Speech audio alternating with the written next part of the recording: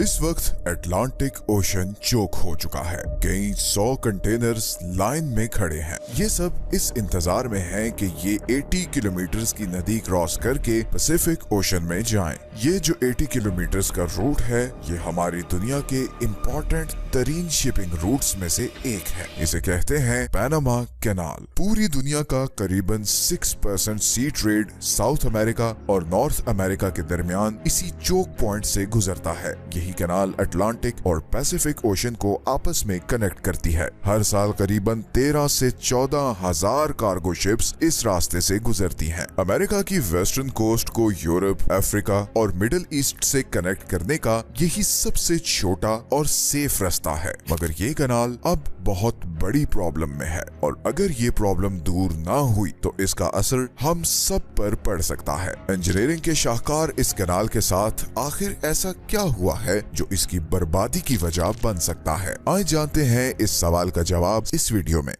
इस प्रॉब्लम की root cause जानने के लिए हमें जाना पड़ेगा 150 साल पीछे फ्रांस में, जहां फर्डिनेंड द लेसेप्स नाम का एक आदमी पूरी दुनिया में बहुत मशहूर हो रहा था। फर्डिनेंड एक फ्रेंच डिप्लोमेट था जिसने 1869 में सुएज कैनाल बनाई थी, जिसकी वजह से रेड सी और मेडिटेरेनियन सी बहुत ही छोटे रूट से आपस में कनेक्ट हो गए थे, क्योंकि इससे पहले एशिया और मिडिल ईस्ट से आने वाले समुद्री जहाजों को पूरा अफ्रीका क्रॉस करके यूरोप और अमेरिका जाना पड़ता था। ये वर्ल्ड ट्रेड के लिए एक टर्निंग पॉइंट था और इसी सक्सेस से कॉन्फिडेंस पाकर फर्डिनेंड ने फैसला किया कि वो सुएज कैनाल की तरह अटलांटिक और पैसिफिक ओशन को भी एक कैनाल बनाकर आपस में कनेक्ट करेगा, क्योंकि उस वक्त अमेरिका की ईस्टर्न कोस्ट लाइन से चलने वाले समुद्री जहाजों को पूरा साउथ अमेरिका क्रॉस करके वेस्टर्न साउथ अमेरिका, एशिया और वेस्टर्न नॉर्थ अमेरिका तक जाना पड़ता था। ये तकरीबन 20,000 किलोमीटर का डिस्टेंस बनता था, जिसको छोटा करने का एक ही तरीका था कि इधर पैनामा में एक आर्टिफिशियल कैनाल बनाई जाए, जिसके जरिए समुद्री जहाज आसानी से अटलांटिक से पैसिफिक और पैसिफिक से अटलांटिक ओशन में आ सकें। फर्डिनेंड को लगता था कि सुएज कैनाल की तरह वो ये कैनाल भी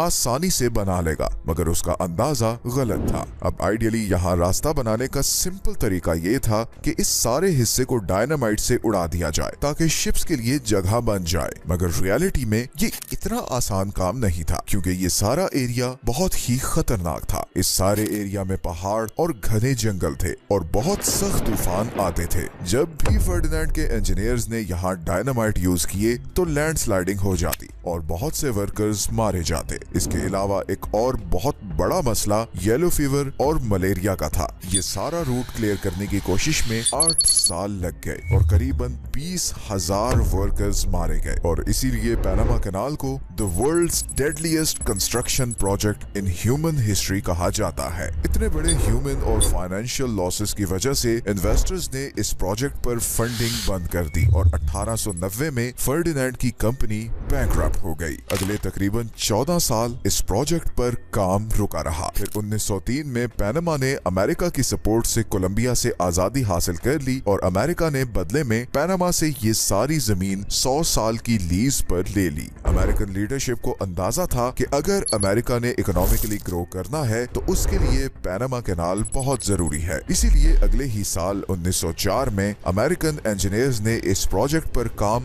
दोबारा शुरू कर दिया और इस दफा अमेरिकन इंजीनियर्स के पास बहुत जबरदस्त आइडिया था। उन्होंने सोचा कि इस पूरी जमीन को हटाने के बजाय सिर्फ इन पहाड़ों को ऊपर से थोड़ा सा काट देते हैं और इस एरिया को पानी से भर देते हैं और फिर लॉक्स के जरिए यहाँ पर शिप्स को चढ़ाया और उतार दिया करेंगे। लॉक्स असल में ऐसा सिस्टम होता है जिसके जरिए पोर्ट्स को ऊपर और नीचे किया जाता है। इन्हीं लॉक्स की मदद से शिप्स आसानी से एक ओशन से दूसरे ओशन में जा सकती थी। 40,000 वर्कर्स, कई 100 ट्रैक्टर्स, स्टीम इंजन्स और एक्सकेवेटर्स के साथ इस प्रोजेक्ट पर काम शुरू हुआ और फिर 10 साल बाद 15 अप्रैल 1914 को पैनामा कैनाल को शिप्स के लिए ओपन कर दिया गया। ये प्रोजेक्ट वाकई में इंजीनियरिंग का एक शाहकार था। ऐसी जबरदस्त इंजीनियरिंग टेक्निक्स यूज की गई थी जो आज तक किसी ने सोची भी न थी। इसके अलावा इस कैनाल में पानी भरने के लिए 2 आर्टिफिशियल लेक्स भी बनाई गई थी। इस प्रोजेक्ट पर $375 मिलियन डॉलर्स खर्च हुए और करीबन 5,000 वर्कर्स भी अपनी जान से हाथ धो बैठे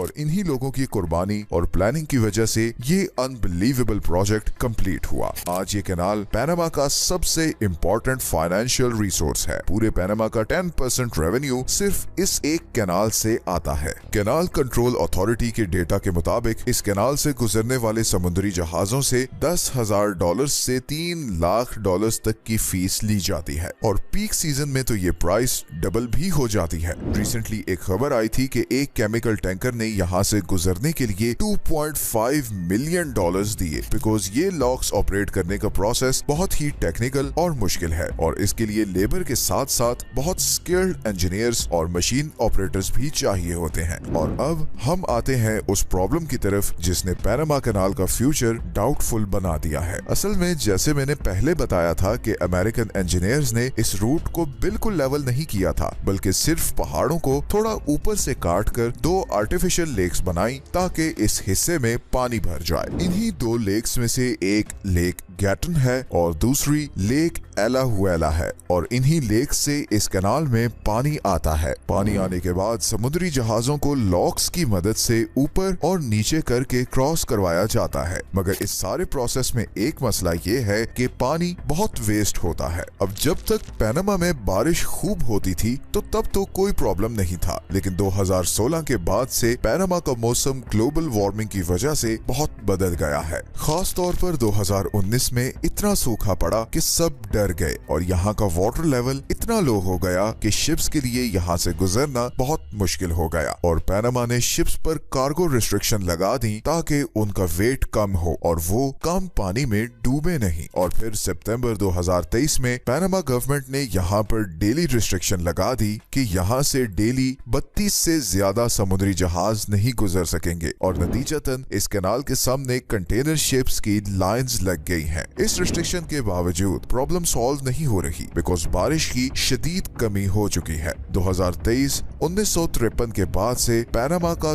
दूसरा सबसे सूखा साल था। बारिश ना होने की वजह से ये लेक्स तेजी से खुश्क होती जा रही है और पैनामा के लिए मुश्किलात बढ़ती जा रही हैं। अभी रिसेंटली पैनामा की गवर्नमेंट ने एक और प्रोजेक्ट अनाउंस किया है जिसमें इस कैनाल के वेस्ट में एक और छोटा सा डैम बनाया जाएगा जिसे एक 8 किलोमीटर के अंडरग्राउंड टनल से लेक गैटन से कनेक्ट किया जाएगा ताकि ये पानी इस खुश्क होती हुई लेक तक पहुंचाया जा सके। लेकिन अभी तो ये प्लान डिस्कशन में है और अप्रूव होने के बाद भी एक्सपर्ट्स के मुताबिक इसे कंप्लीट करने में कम से कम 2.5 साल लग जाएंगे। लेकिन इस दौरान इन शिप्स के लिए एक और प्रैक्टिकेबल रूट भी है और वो है आर्कटिक रूट। जैसे जैसे ग्लोबल वार्मिंग की वजह से मौसम गर्म हो रहा है और बर्फ पिघल रही है, ये रूट शिप ओनर्स के लिए अट्रैक्टिव बनता जा रहा है और इसीलिए बहुत से कंट्रीज की नजरें अब इस रूट में आने वाले ग्रीनलैंड पर भी हैं। चाइना, रशिया, यूएसए, सारी वर्ल्ड सुपर पावर्स ग्रीनलैंड का कंट्रोल लेना चाहती हैं, मगर इसकी वजह सिर्फ ये आर्कटिक का शिपिंग रूट नहीं है, बल्कि ग्रीनलैंड अपने अंदर बहुत से खजाने छुपाए हुए है